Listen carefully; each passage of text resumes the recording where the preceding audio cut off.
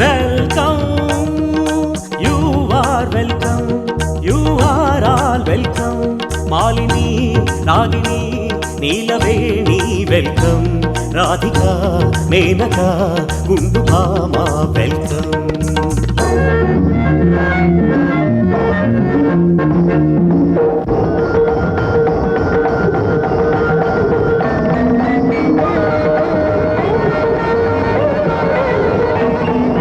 భామిని చూపుకు భావము వెన్ను రాముడు జానకిని వెతికెను నాడు. ప్రేమ ఇది స్కూల్లో నేర్పించని పాఠం. లైలా మజ్ను, రోమియో జూలియట్ ఇటువంటి ప్రేమ కథలను వింటున్నప్పుడు అయ్యయ్యో అంటూ ఓదార్పు మాటల్ని చెప్పే ఈ సమాజం అదే నిజ జీవితానికి వస్తే కాదంటున్నారు. సమాజంలో ఉన్న ఈ తేడా సజీవ చిత్రాలను కూడా నిర్జీవ చిత్రాలుగా చేస్తుంది. అదే కోవలోకి వస్తున్న ఈ చిత్రాన్ని కూడా మరింత జీవాన్నిచ్చి మనం ఆస్వాదిద్దాం.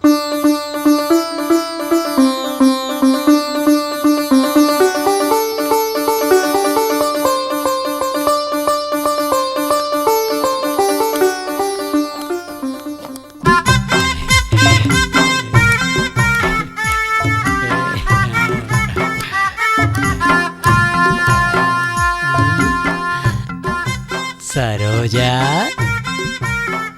ఏంటి టైలర్, స్కూలు వదిలేశారా? స్కూల్ వదలకుండా మధ్యలో లేచొచ్చేదాన్ని అనుకున్నావా? మాట వరుసకు అడిగా. అవును, ఈరోజు ఏం పాఠం చెప్పారు?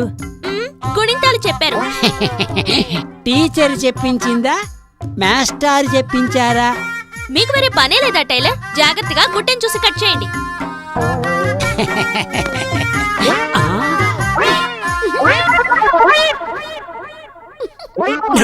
నవ్వుతున్నాడు. నవ్వేందిగా నవ్వు? ఓ పెద్ద మనిషిని మాట్లాడుతున్నాను కదా, నవ్వుతావేంటి? చెప్పిన పని చేయడం చేత కాదు. ఇది మాత్రం బాగా అర్థం చేసుకో. దేవుడి దగ్గర దీపం వెలిగించి నైవేద్యం పెట్టేసిరా. అలాగే అమ్మా.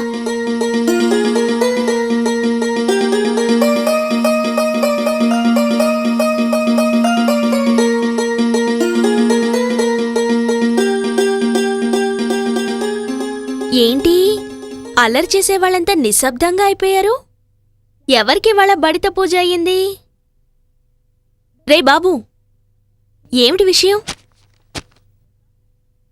కళ్ళచోడు విన్ని చితకబారేసింది. ఎందుకురా కొట్టింది? 100కి 19 మార్కులు వచ్చాయి. అది కొట్టేసి 91 రాశాడు. ఎందుకురా అలా రాసావు? మార్క్స్ మార్చమని ఐడియా ఇచ్చిందే వీడు. నువ్వేనా ఐడియా ఇచ్చావు? ఐడియా ఇచ్చింది నేనే. ఇదిగో ఈ గుండె అమ్మ దగ్గర పట్టించేసింది. నువ్వెందుకు అమ్మ దగ్గర చెప్పావు? మరి తిట్టక మెచ్చుకుంటారా? పరీక్షలకు చదువుకోకుండా గోళికాయలాడుతుంటుంటే ఇంతకు ముందు జరిగిన పరీక్షల్లో 0 తెచ్చుకుని పైగా అబద్ధాలాడాడు. ఏయ్ ఉండవే, రేపు స్కూల్కి వెళ్లేటప్పుడు పిల్లలు సైట్ కొడుతున్నారని నన్ను తోడు రమ్మంటావుగా, అప్పుడు చెప్తాను.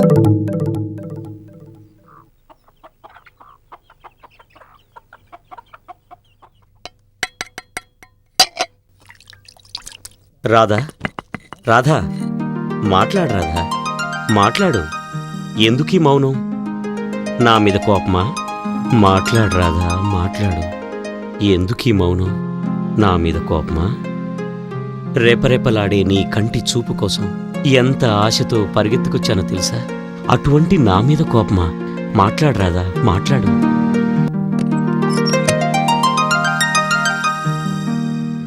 ముట్టుకోకండి, మీ మీద నా కోపం. ఆహా, కోపంలో కూడా నీ పెదాల నుంచి వచ్చే మాటలు నా చెవులకు అమృతంలా తాకుతున్నాయి.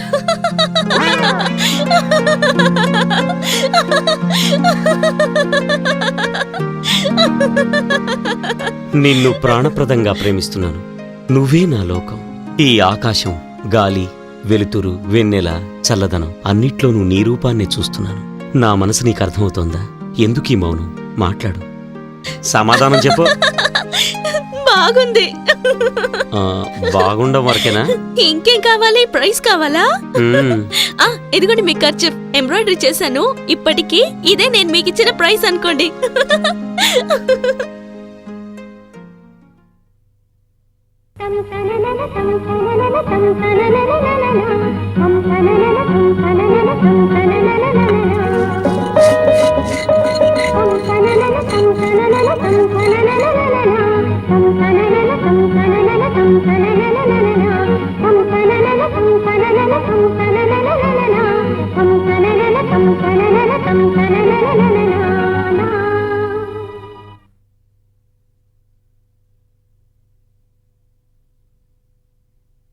తొందరగా వచ్చి తినొచ్చు కదా.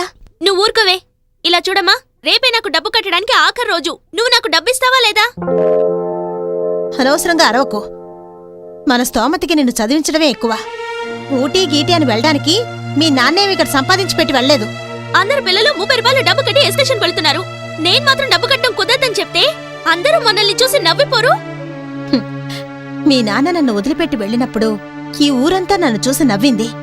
ఊరంతా నవ్వుతున్నారని మన పరువు గురించి నేను ఆలోచించుంటే ఇప్పుడు మనం ప్రాణాలతో ఉండేవాళ్ళం కాదు. పార్వతి, రండి.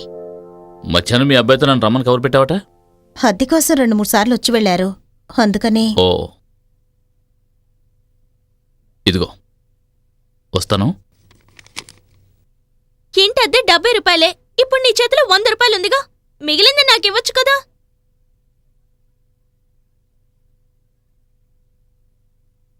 అడుగుతున్నాను కదా, నీకు వినపడట్లేదు?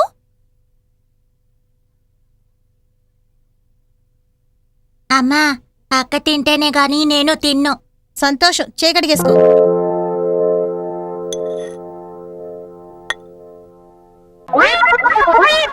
ఇవాళ మారతావు, రేపు మారతావని నేను ఎంతో ఓర్పుతో ఎదురు చూస్తూ ఉన్నాను.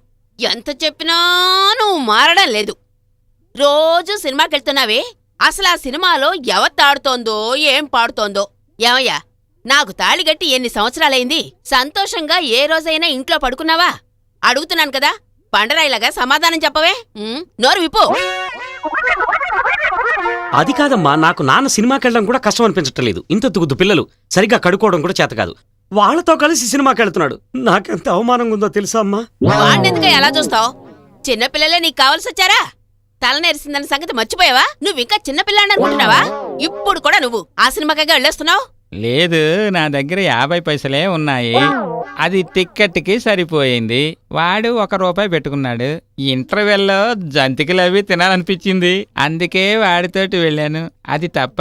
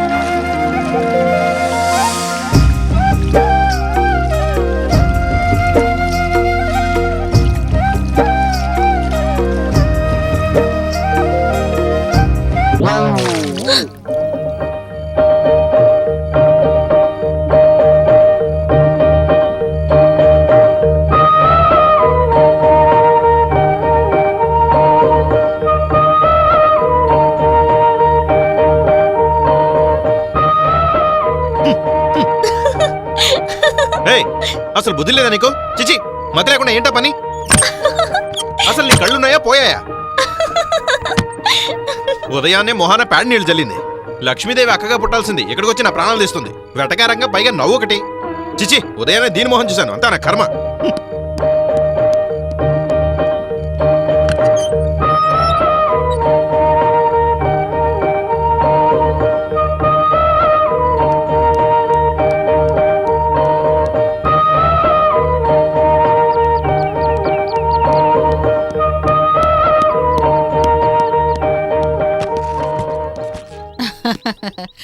ఏమిట్రా ఈ వేషం? ఒక అమ్మాయి నా మీద ప్యాడ్ నీళ్లు పోసింది. పేడ నీళ్లు పోయడానికి అక్కడ నువ్వేం గొడవ చేసావురా? నేనేం చేయలేదమ్మా. అత్తయ్య, రన్నింగ్ ప్రాక్టీస్ అంటే ఎక్కడైనా గ్రౌండ్లో కదా పరిగెట్టాలి. అది మానేసి వీధి వీధుల్లో ఆ అమ్మాయిలు ప్యాడ్ నీళ్ళు చల్లే చోటే ఎందుకు నుంచోవాలి? పద్మప్రియ, ఒళ్ళు కొవ్వెక్కిందా? నాకు ఇదే పని అనుకున్నావా? ఒక్కటిచ్చాను. ఉదయాన్నే ఏమిట్రా అమ్మాయితో గొడవ పడుతున్నావు? మరి చూడండి నాన్న, నేను జాగింగ్కి వెళితే అమ్మాయిలకి సైడ్ కొట్టడానికి వెళ్ళానంటోంది. నీ నోరు తిన్నగా ఉండదుగా, అనవసరంగా వాడితే ఎందుకు గొడవ? దానిలో తప్పే ఉందండి. రేపు పెళ్లి చేసుకోబోయేవాళ్ళు, అందుకే ఇదే అలా మాట్లాడింది. అవునవును, వీళ్ళెప్పుడూ పాము ముంగిస లాంటి వాళ్ళు. ఒకరికొకరు దెబ్బలాడుకోవడంతో సరిపోతోంది. అదేమీ లేదు. పెళ్ళయిన తర్వాత మేమిద్దరం అడ్జస్ట్ చేసుకుంటాం.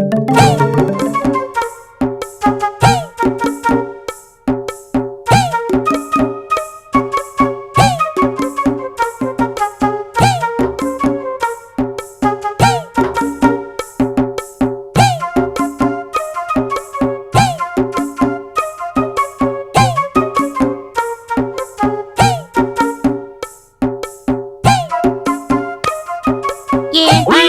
రేయ్ ఏంట్రా నేను రాస్తున్నప్పుడు రావద్దని ఎన్నిసార్లు చెప్పాను ఆ? ఏం కావాలరా 20 పైసలు కావాలి. పోరా నేనే 10 పైసలకి లాటరీ కొడుతున్నాను పోరా. లేదు, మా అక్క మీ అక్క అక్కకి భోజనం తీసుకెళ్ళాలి, అందుకే బస్సు కావాలి. మీ అక్క ఎందుకు తినకుండా వెళ్ళింది? అక్క ఊటీకి వెళ్ళాలని 30 రూపాయలు అడిగింది కదా, మా అమ్మ ఇవ్వేలేదు, అందుకని స్కూల్కి భోంచేయకుండా వెళ్ళిపోయింది.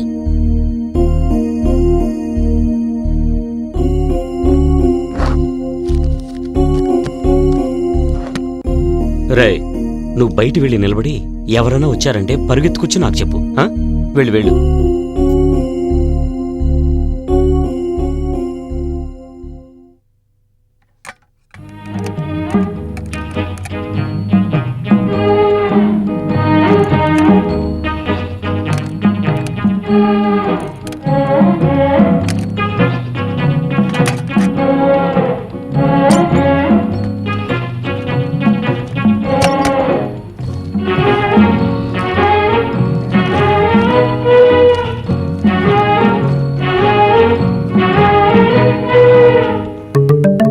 ఏయ్, నువ్వు సరైన వాడివయ్యా. నేను 20 పైసలు అడిగితే నువ్వు ఇవ్వేలేదు కదా, మా అక్క కోసం మాత్రం 30 రూపాయలు దొంగిలిస్తావా? ఆ, ఆ. సరే సరే నేను నీకు 50 పైసలుగా ఇస్తాను, కానీ నేను దొంగతనం చేసింది ఎవరికి చెప్పకే. సరే. వెళ్దాం పద.